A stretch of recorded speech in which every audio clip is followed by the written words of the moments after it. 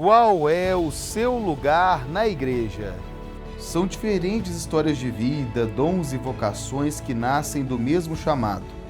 O chamado para uma linda missão: servir com alegria e anunciar o Evangelho de Jesus. Amar, servir, evangelizar, acolher, construir, rezar, ensinar, proclamar a palavra. Neste ano, o tema do mês vocacional é Comunidades Vocacionais, Encontro, Testemunho e Missão.